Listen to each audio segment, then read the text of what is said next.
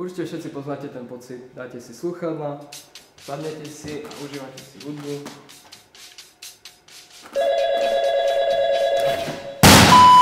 Práve takýmto situáciám sa chcem vyhnúť a preto som si kúpil tieto slúchadká. Konkrétne je to model Thomson VHP 3709 a jedná sa o bezdrátové slúchadlá.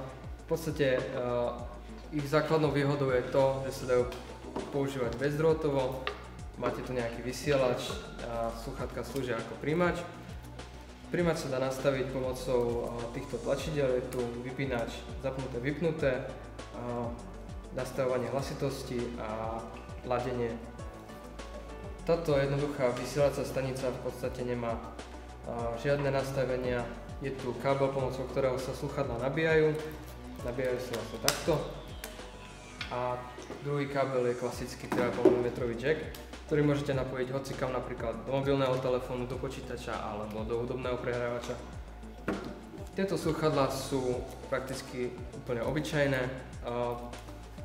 dobre sedia na hlave, majú pohodlné náušníky, taktiež je tu nejaká tá molitanová výplň, aby boli pohodlné aj z vrchu, dajú sa nastaviť a taktiež sa dajú sklapať, čiže je tam nejaká možnosť uskladnenia.